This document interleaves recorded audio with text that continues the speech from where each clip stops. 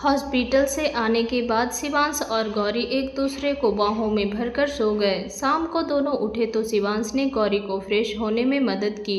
वो एक पल के लिए भी गौरी को अकेला नहीं छोड़ रहा था, उसके सारे काम भी खुद ही कर रहा था।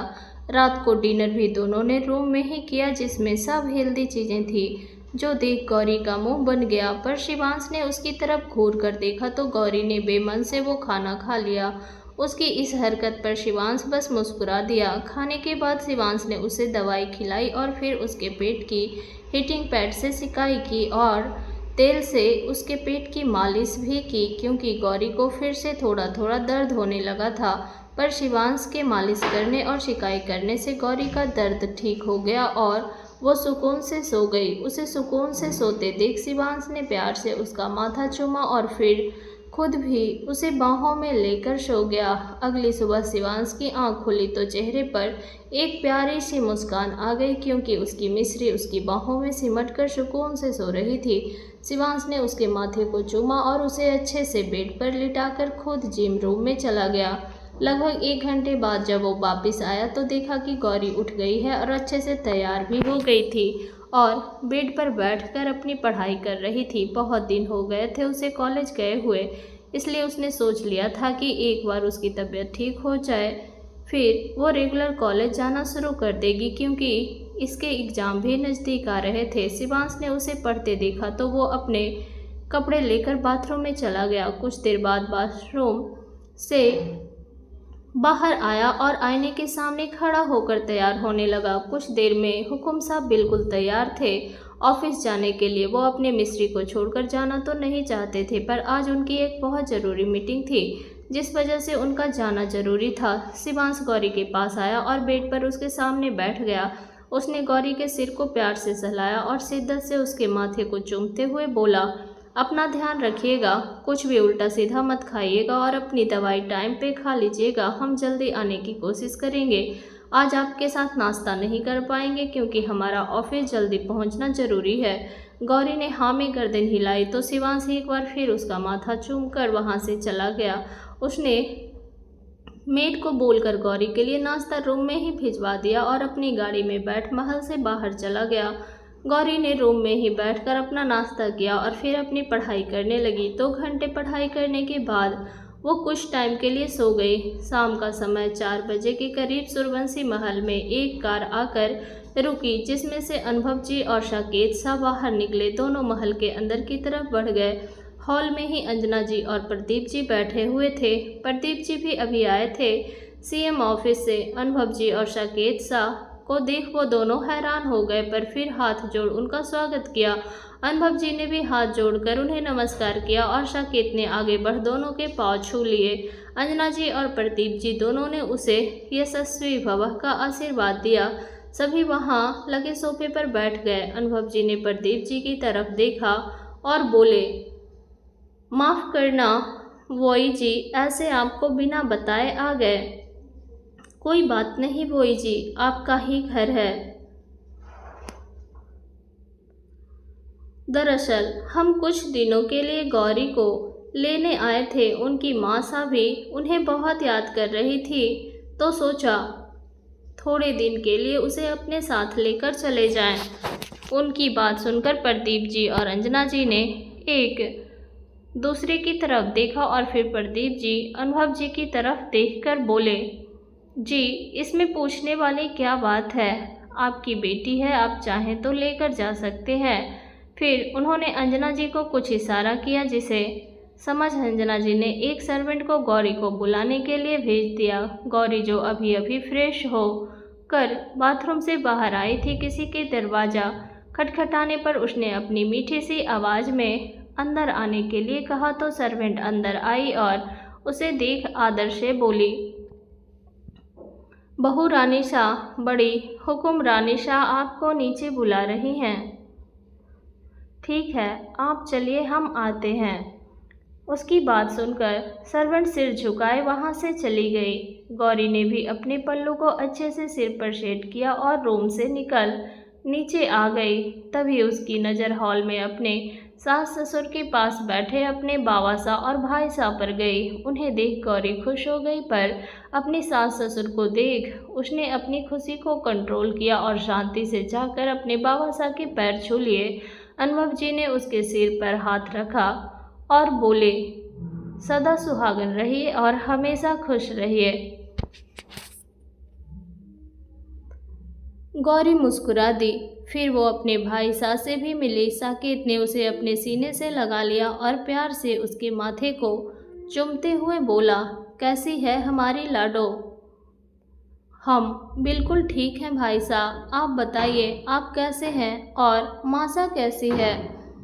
हम बिल्कुल ठीक हैं और मासा को आप अभी हमारे साथ चलकर देख लेना। उसकी बात सुनकर गौरी कन्फ्यूजन में उसकी तरफ देखने लगी और उसे देख अंजना जी बोली, दरअसल बिंदनी, आपके बावासा और भाईसा आपको लेने आए हैं कुछ दिनों के लिए। अपनी सासू माँ की बात सुनकर गौरी खुश हो गई,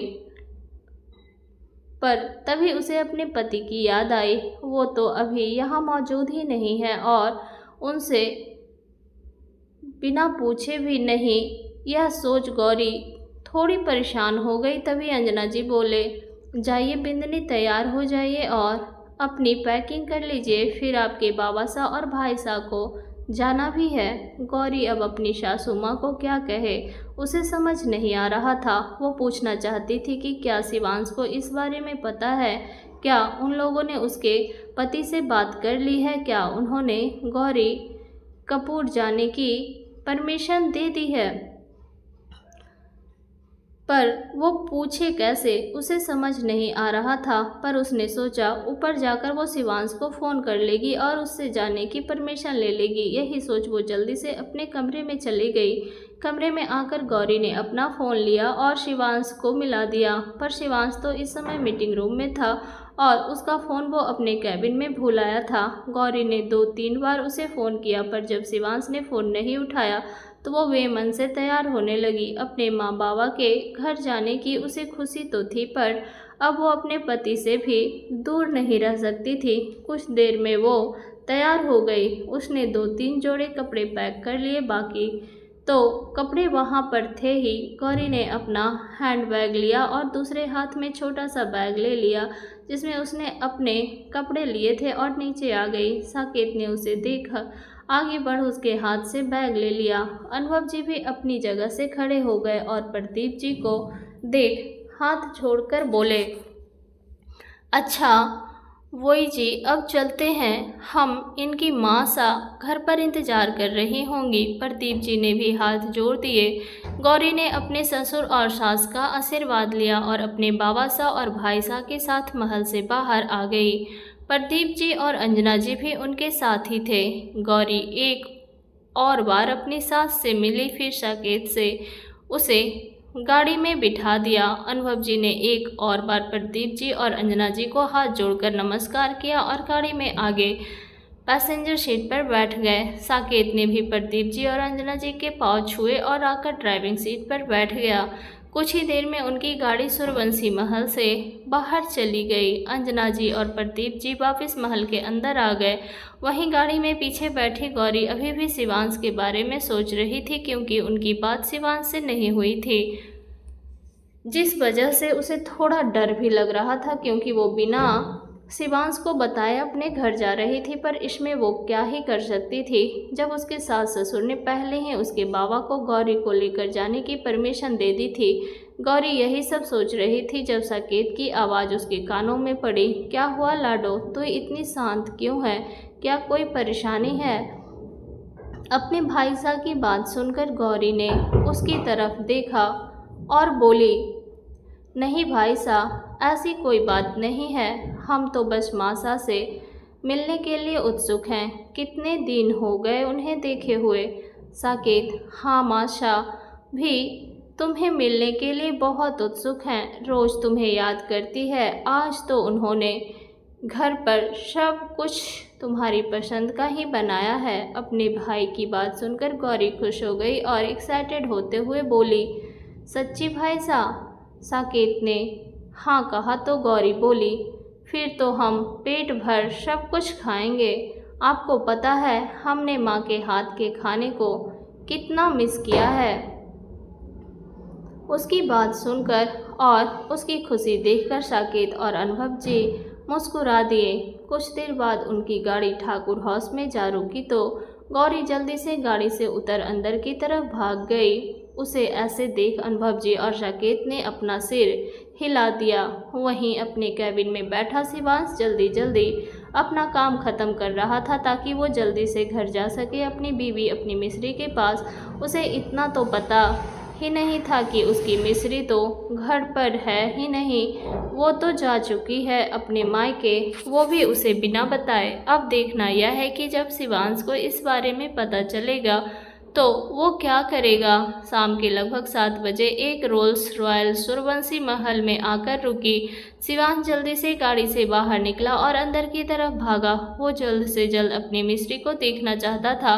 आज पूरा दिन काम में बिजी होने की वजह से वो अपनी मिस्री से बात भी नहीं कर पाया था, जबकि उसके फ़ोन पर गौरी के 5 मिस कॉल थे। उसे डर था कि कहीं फिर से उसकी पत्नी की तबीयत खराब ना हो गई हो। यही सोच वो जल्दी से महल के अंदर आया। सामने हॉल में ही उसके बाबा सा और मासा बैठे हुए थे। शिवांश उनके पास गया, उनसे उनके पाँव छुए और वहीं एक सीलिंग सोफे पर राजा की तरह बैठ गया। एक सर्वेंट ने उसे पानी दिया तो उसने पानी लेकर पी लिया, पर उसकी तेज नज़रें इधर उधर घूम रही थी और किसी को ढूंढ रही थी, पर जिसे उसकी नज़रें ढूंढ रही थी वो तो यहाँ मौजूद ही नहीं थी। शिवांश को लगा कि उसकी गौरी शायद रूम में होगी, इसलिए वो अपनी जगह से उठा और अपने बाबा सा और अपनी मासा को देखते हुए बोला, हम फ्रेश होकर आते हैं। अंजना जी ने हाँ में गर्दन हिलाई और बोली, ठीक है, आप फ्रेश होकर आइए, फिर साथ में डिनर करते हैं। उनकी बात सुनकर शिवांश उन्हें मना करते हुए शांति मगर आदर से बोला, मासा आप हमारा और गाड़ी का डिनर ऊपर ही भिजवा दीजिए। अभी उनकी तबीयत ठीक नहीं है, इसलिए सीढ़ियाँ चढ़ना उतरना उनके लिए अच्छा नहीं है। उसकी बात सुनकर अंजना जी और प्रदीप जी एक दूसरे की तरफ देखने लगे। तभी प्रदीप जी भी उसे देखते हुए शांति से बोले, प्रदीप जी, बहू महल में मौजूद नहीं है, इसलिए आज फ्रेश होकर आ जाइए और हमारे साथ डिनर कर लीजिए। अपने बाबा साहब की बात सुनकर शिवांश उन्हें कन्फ्यूजन से देखने लगा, जैसे पूछना चाहता हो कि गौरी अगर महल में नहीं है तो कहाँ है, और अभी तो उसकी तबीयत भी ठीक नहीं है, ऐसे में वो कहाँ जा सकती है।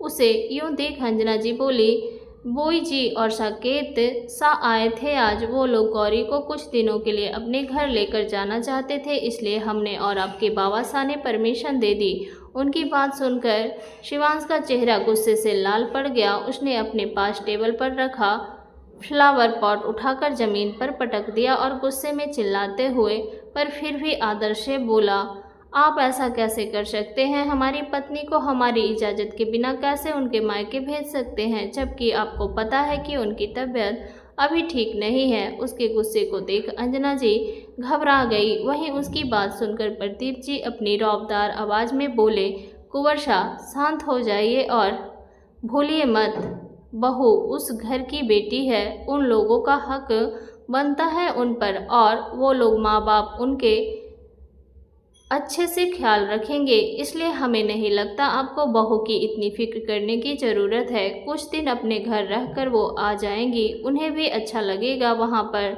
उनकी बात सुनकर शिवांश गुस्से में बोला, जो आप लोगों को ठीक लगे वो कीजिए। यह बोल वो गुस्से में अपने कमरे में चला गया। वहीं प्रदीप जी ने अपना सिर हिला दिया और अंजना जी को देखकर बोले, जब तक इनका गुस्सा ठंडा नहीं होगा तब तक यह तो कुछ खाने से रहे, इसलिए आप हमारे लिए खाना लगा दीजिए, फिर हमें अपनी दवाई भी लेनी है। उनकी बात सुनकर अंजना जी ऊपर शिवांश के कमरे की तरफ देखते हुए बोली, बहू को भेजने से पहले हमें एक बार कुंवर से पूछ लेना चाहिए था। गौरी पत्नी है उनकी, उनके बारे में जानना उनका फ़र्ज है। जानते हैं पर उस समय अनुभव जी को क्या बोलते, इसलिए हमने बहू को ले जाने की परमिशन दे दी, पर हमें नहीं पता था कि कुंवर इस बात पर इतना गुस्सा करेंगे। अंजना जी ने कुछ नहीं कहा। फिर दोनों डाइनिंग हॉल की तरफ चले गए। वहीं ऊपर कमरे में शिवांश ने गुस्से में अपना कोट निकालकर सोफे पर फेंका और अपनी टाई भी निकालकर फेंक दी और रूम में इधर उधर घूमते हुए गुस्से में बोला, यह आपने अच्छा नहीं किया गौरी, आपकी हिम्मत कैसे हुई हमसे बिना पूछे अपने मायके जाने की, जबकि आपको पता है हम आपसे दूर नहीं रह सकते, फिर भी आप हमसे दूर चली गई, वो भी बिना हमें बताए, जबकि अभी तो आपकी तबीयत भी ठीक नहीं हुई थी। इसकी सज़ा तो आपको मिलकर ही रहेगी। यह बोल वो गुस्से में अपने कपड़े लेकर बाथरूम में चला गया और शावर के नीचे खड़ा हो गया। लगभग आधा घंटा ठंडे पानी का शावर लेकर खुद को शांत कर वो बाहर आया और एक सिंपल सी वाइट शर्ट और ट्राउजर पहन सोफे पर बैठ गया और लैपटॉप लेकर अपना काम करने लगा। उसका गुस्सा अभी भी शांत नहीं हुआ था, पर वो काम कर अपना ध्यान भटकाने की कोशिश कर रहा था। वहीं दूसरी तरफ गौरी ने डिनर किया और कुछ वक्त अपने माँ पापा और भाई के साथ बिताकर ऊपर अपने रूम में आ गई। रूम में आकर उसने अपना फ़ोन चेक किया, जिस पर शिवांश का एक भी कॉल या मैसेज नहीं था। यह देख गौरी ने अपना मुंह बना लिया और खुद से ही बोली, क्या यह अभी तक घर नहीं आए? क्या इन्होंने हमारे कॉल्स नहीं देखे जो अभी तक हमें एक बार भी कॉल और मैसेज नहीं किया? अब हम भी नहीं करेंगे इन्हें कॉल, जब इन्हें ही कोई परवाह नहीं है हमारी। यह नहीं कि बीवी मायके आई है तो एक बार कॉल कर पूछ लें, और इन्होंने तो हमारी तबीयत के बारे में भी नहीं पूछा, जबकि इन्हें पता था कि हमारी तबीयत खराब है। उसका अपना फ़ोन बेड पर रखा और उठकर कपड़े लेकर बाथरूम में चली गई। वो फ्रेश हुई और आकर बेड पर लेट गई, पर शिवांश के बिना उसे नींद नहीं आ रही थी, क्योंकि इन दिनों उसे शिवांश की बाहों में सोने की आदत हो गई थी। जब तक शिवांश उसे बाहों में नहीं भरता था तब तक उसे नींद नहीं आती थी। वहीं दूसरी तरफ हमारे कुंवर शाह का भी सेम हाल था। वो अपना ध्यान भटकाने के लिए अपना काम कर रहे थे, पर नज़रें अपने फ़ोन पर ही थी, जैसे किसी के फ़ोन का इंतज़ार हो। पर जब बहुत देर तक फ़ोन नहीं आया तो शिवांश ने अपना लैपटॉप बंद किया और झुंझलाते हुए बोला, एक तो हमें बिना बताए चली गई मायके, ऊपर से कॉल तक नहीं किया, यह भी नहीं पूछा कि हम ऑफिस से घर आ गए हैं या नहीं, या फिर हमने खाना खाया या नहीं, उन्हें तो हमारी फिक्र ही नहीं है। यह आपने अच्छा नहीं किया गौरी, इसकी सज़ा तो आपको मिलकर ही रहेगी। आ रहे हैं हम, अब अपनी सज़ा के लिए तैयार रहिएगा हमारी जान। यह बोल शिवांश उसे गाड़ी की चाबी उठाई और कमरे से बाहर निकल गया। वो अपनी गाड़ी में बैठा और महल से बाहर निकल गाड़ी ठाकुर हाउस यानी कि अपने ससुराल की तरफ घुमा ली। लगभग 1 घंटे बाद उनकी गाड़ी ठाकुर हाउस के बाहर खड़ी थी। इस समय रात के 11:30 बज रहे थे।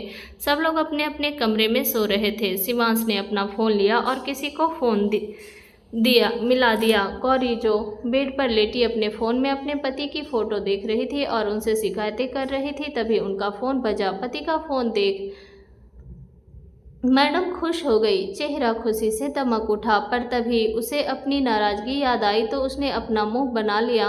तब तक फ़ोन कट गया। तभी एक बार फिर फ़ोन बजा। इस बार उसने ज़्यादा देर ना करते हुए फ़ोन उठा लिया। जैसे ही उसने फ़ोन कान को लगाया, सामने से पति की सख्त और रफ्तार आवाज़ आई, अपने कमरे की खिड़की पर आइए जल्दी। पति की सख्त और रफ्तार आवाज़ सुनकर गौरी झेप गई, पर खिड़की पर आने की बात सुनकर वो कंफ्यूज हो गई और सोचने लगी कि उसके पति उसके खिड़की पर आने के लिए क्यों बोल रहे हैं। तभी एक बार कानों में पति की सख्त आवाज़ पड़ी, हमें दूसरी बार अपनी बात बोलना पसंद नहीं है। उसकी बात सुनकर गौरी झेप गई और जल्दी से उठकर उसने अपना दुपट्टा गले में लिया और खिड़की के पास चली गई। उसने खिड़की खोली और बाहर देखने लगी। यहाँ उसके पति गाड़ी से टेक लगाए बहुत ही आकर्षक तरीके से खड़े अपनी जुनूनी और शिद्दत भरी निगाहों से उसकी तरफ ही देख रहे थे।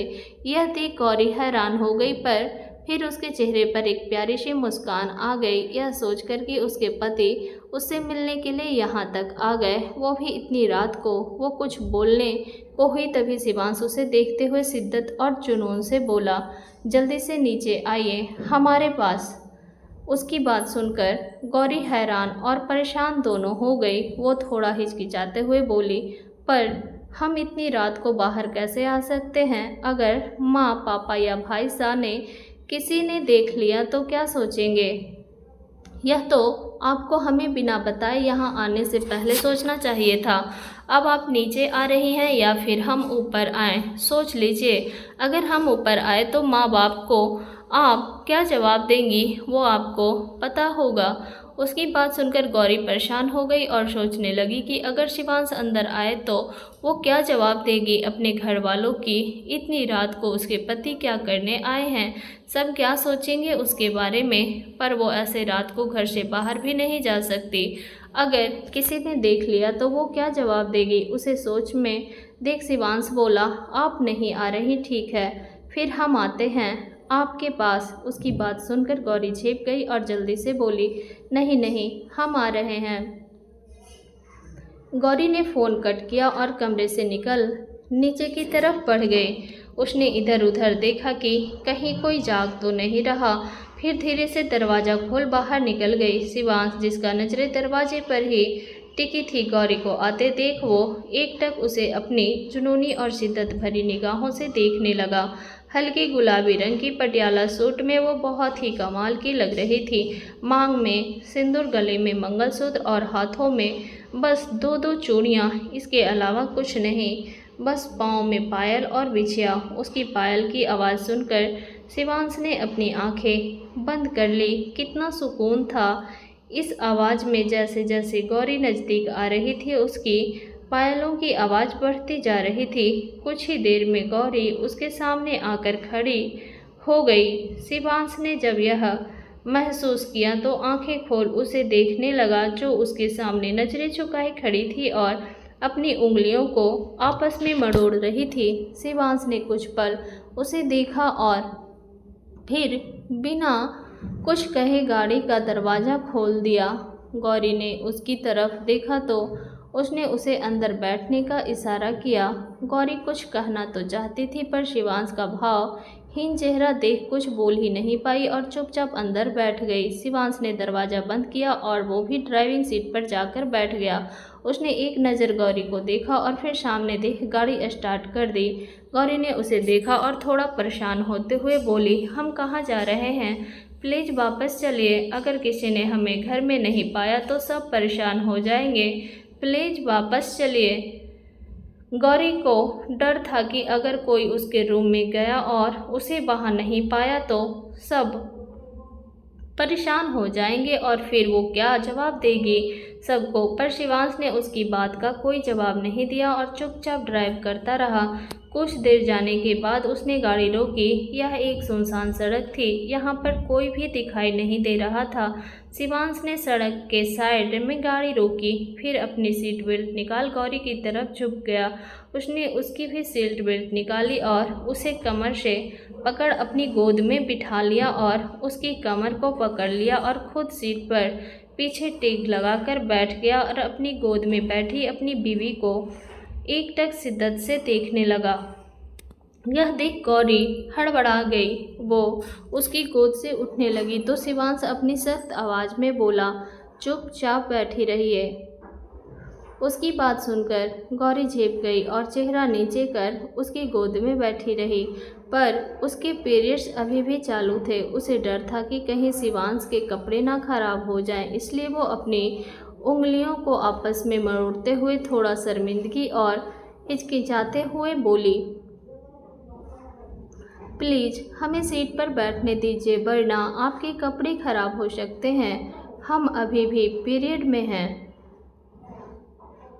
शिवांश उसे देखते हुए शिद्दत से बोला, हमें फ़र्क नहीं पड़ता, आप हमारी हैं तो आपका हर रंग भी हमारा है। उसकी बात सुनकर गौरी को बहुत अच्छा लगा। उसके चेहरे पर एक प्यारी सी मुस्कान आ गई। तभी शिवांश उसे देखते हुए अपने दमदार आवाज़ में बोला, हम तो अब यह बताइए, हमें बिना बताए मायके आने की हिम्मत कैसे हुई आपकी? उसकी बात सुनकर गौरी धीरे से बोली, हमने आपको फ़ोन किया था परमिशन लेने के लिए, पर आपने उठाया ही नहीं। फिर माँ सा और बाबा सा ने पापा को हमें लेकर जाने के लिए बोल दिया था, इसलिए हम कुछ बोल ही नहीं पाए। हम मतलब आपके लिए आपके पति की परमिशन से ज़्यादा आपके सास ससुर हैं। आपको पता है ना, हमें आपके बिना नींद नहीं आती, फिर भी आप हमें छोड़कर अपने मायके चली आईं। नींद तो हमें भी नहीं आती आपके बिना, पर हम माँ सा और बाबा सा की बात को कैसे टाल सकते हैं? वो हमारे बड़े हैं। उसकी बात सुनकर शिवांश को अच्छा लगा कि उसकी पत्नी बड़ों की बातों का मान रखती है और उसकी बातों को इज्जत देती है। उसने उसकी कमर को मसला और बोला, क्या है, आप क्यों हैं इतनी खूबसूरत? मन करता है खा जाएं आपको। गौरी के मुंह से एक आह निकल गई और उसकी बात सुनकर गौरी के चेहरे पर मुस्कान आ गई और वो नजरें झुकाए प्यार से बोली, तो खा जाइए ना, रोका किसने है? गौरी की बात सुनकर शिवांश के चेहरे पर एक कातिल मुस्कान आ गई। उसने अपने चेहरे को आकर्षक तरीके से मसला और उसे देखते हुए बोला, खाएंगे, बस कुछ दिन सब्र कीजिए, तब मायके में रहकर एंजॉय कीजिए, फिर तो आपको हमारे पास ही आना है, हमारी बाहों में। और कसम खाते हैं जिस दिन आप हमारी बाहों में आई उस दिन आपको ऐसा खाएंगे कि निगल जाएंगे, कच्चा चबा जाएंगे आपको। उसकी बात सुनकर गौरी की गाल लाल हो गए और चेहरे पर एक शर्मीली सी मुस्कान आ गई। शिवांश ने उसके पेट पर हाथ रखा और वहां सहलाते हुए अपनी दमदार आवाज़ में बोला, वैसे पेट दर्द कैसा है आपका? और ज़्यादा फ्लो तो नहीं हो रहा? उसकी बात सुनकर गौरी शर्मा गई, पर फिर धीरे से बोली, जी अभी ठीक है, दर्द नहीं हो रहा और फ्लो भी ज़्यादा नहीं है। अच्छी बात है, जब तक आप ठीक नहीं हो जाती कुछ भी काम नहीं करना है, और खबरदार कुछ भी उल्टा सीधा खाया तो ज़्यादा मसालेदार और ऑयली खाने से दूर ही रहिएगा। उसकी बात सुनकर गौरी छिप गई और अपनी नज़रें इधर उधर करते हुए बोली, जी जैसा आप कहें, पर सच तो यह था कि मैडम ने आज भर पेट मसालेदार और ऑयली खाना खाया था जो सुनीता जी ने बनाया था, जो गौरी का फेवरेट था।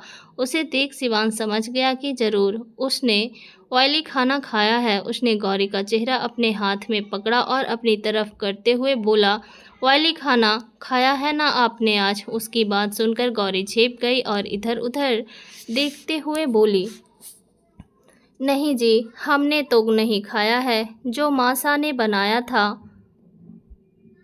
और मासा ने आज सब कुछ आपकी पसंद का ही बनाया होगा, मसालेदार और चटपटा, है ना? गौरी को समझ नहीं आ रहा था कि वो क्या बोले। सच ही तो कहा था शिवांश ने, सुनीता जी ने मसालेदार और चटपटा ऑयली खाना ही बनाया था, जिसमें कचौड़ी, आलू टिक्की, छोले भटूरे थे, जिन्हें गौरी ने भर पेट स्वाद ले लेकर खाया था। पर उसका पति कितना चालाक है, सब कुछ बिना कहे ही समझ जाता है। गौरी ने अपना मुंह बनाया और उसे देखते हुए बोली, आप हमसे मिलने आए हैं या फिर लेक्चर देने? शिवांश ने उसे घूर कर देखा और बोला, हमारी बातें आपको लेक्चर लग रही है। गौरी ने अपनी नज़रें झुका ली और धीरे से बोली, ऐसा नहीं है जी, पर आप जब से आए हैं तब से हमें बस सुनाए ही जा रहे हैं। यह बोल उसने उदास सा चेहरा बना लिया, जिसे देख शिवांश ने गहरी सांस ली और उसके चेहरे को अपने हाथों में भरकर उसकी नाक से अपनी नाक रगड़ते हुए प्यार और स्नेह से बोला, ऐसा नहीं है हमारी जान, हम बस यह नहीं चाहते कि आपकी तबीयत खराब हो। हम आपको तकलीफ में नहीं देख सकते। आप नहीं जानती कल आपको दर्द में तड़पते देख हमारे ऊपर क्या बीती है। सच ही तो कहा था शिवांश ने। गौरी को दर्द में देख शिवांश की हालत खराब हो गई थी। उसका कलेजा मुंह को आ गया था। अपनी नाजुक सी पत्नी को यूं दर्द में तड़पते देख गौरी ने उसके चेहरे को हाथ में भर लिया और उसे देखते हुए बोली, जी हम ठीक हैं, आप फिक्र मत कीजिए। शिवांश ने कुछ नहीं कहा, बस उसके सिर से सिर जोड़ लिया। कुछ देर दोनों एक दूसरे को ऐसे ही महसूस करते रहे। तभी गौरी उसे देखते हुए बोली, जी, अब हमें घर चलना चाहिए, माँ पापा परेशान हो जाएंगे अगर हमें घर में नहीं देखा तो। शिवांश उसे घूरते हुए बोला, आपको ज़्यादा जल्दी नहीं है हमसे दूर जाने की? अभी तो हमने आपको सज़ा भी नहीं दी, बिना बताए हमें यहाँ आने की। उसकी बात सुनकर गौरी मुस्कुरा दी और उसे देखते हुए बोली, क्या सज़ा देनी है आपको हमें? शिवांश उसके होठों को अपने अंगूठे से रगड़ते हुए बोला, सज़ा तो बहुत खतरनाक देना चाहते हैं आपको, पर अभी आप उस हालत में नहीं हैं कि हमें झेल सकें। पर फिर कुछ सज़ा तो हम आपको दे ही सकते हैं। अपने पति की इतनी खतरनाक और जुनूनी बातें सुनकर गौरी की हालत खराब हो गई। शिवांश के अंगूठे को अपने होठों पर महसूस कर वो सिहर गई। दिल की धड़कनें बढ़ गई, सांसें तेजी से चलने लगी। शिवांश ने उसके चेहरे को खुद से नज़दीक किया और उनके होठों को देखते हुए गहरी आवाज़ में बोला, दे दे सज़ा आपको। उसकी बात ऐसी आवाज़ सुनकर गौरी के रोंगटे खड़े हो गए। उसने धीरे से हाँ में गर्दन हिलाई और बोली, आपकी हर सज़ा मंजूर है हमें। पत्नी की इजाज़त मिलते ही शिवांश ने उसके होठों पर अपने होठ रख दिए और उसे चूमने लगा। गौरी ने उसके कंधों को कसकर पकड़ लिया और आंखें बंद कर ली और उसे महसूस करने लगी। शिवांश बहुत शिद्दत से उसके होठों को चूम रहा था। उसके हाथ गौरी के कमर और पीठ पर चल रहे थे। धीरे धीरे उसने अपने हाथ गौरी के टॉप के अंदर डाल दिए और उसके पेट और कमर को सहलाने लगा। उसकी छुअन महसूस कर गौरी सिहर गई।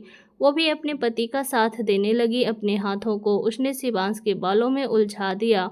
गौरी का हाथ पाकर शिवांश की किस और भी पैसेंट हो गई। जब गौरी को सांस लेने में दिक्कत होने लगी तो शिवांश ने उसके होठों को छोड़ दिया और उसकी गर्दन में चेहरा छुपाकर अपने होठ उसकी गर्दन पर रख दिए। वो उसकी गर्दन को चूम रहा था पर गौरी का दुपट्टा बीच में आ रहा था। यह देख शिवांश ने उसका दुपट्टा खींच साइड में सीट पर फेंक दिया और तेज तेज उसके गले और कॉलर बोन को चूमने और काटने लगा। गौरी की सिसकियां निकल रही थी जो शिवांश को और उत्तेजित कर रही थी, पर तभी उसे ध्यान आया कि वो अभी इससे आगे नहीं बढ़ सकता। उसने गौरी की गर्दन में अपना चेहरा छुपा लिया और लंबी लंबी सांसें लेकर खुद को शांत करने लगा। गौरी की सांसें भी तेजी से चल रही थी, पर वो शिवांश की हालत भी समझ रही थी। शिवांश ने उसे बहुत मजबूती से पकड़ा था, जिसे महसूस कर गौरी को पता चल गया कि वो अपने आप को कंट्रोल करने की कोशिश कर रहा था। गौरी उसके बालों को सहलाते हुए उसे शांत करवाने लगी। कुछ देर बाद शिवांश ने गहरी सांस भरकर खुद को शांत किया। फिर उसने गौरी को खुद से दूर किया और साइड में रखा हुआ दुपट्टा उठाकर उसके गले में पहना दिया। उसने गौरी को खुद से दूर नहीं किया, उससे ऐसे ही गोद में बिठाए गाड़ी ठाकिर हाउस की तरफ मोड़ दी। गौरी भी उसके सीने से लगी आराम से उसे पकड़कर बैठी रही। दोस्तों, आपको कहानी कैसी लग रही है कमेंट करके ज़रूर बताइएगा। अच्छी लग रही हो तो लाइक शेयर, चैनल पर नहीं है तो चैनल को सब्सक्राइब भी कीजिएगा। इसका नेक्स्ट पार्ट मैं बहुत ही जल्द शेयर करूँगी। तब तक के लिए बाय, टेक केयर।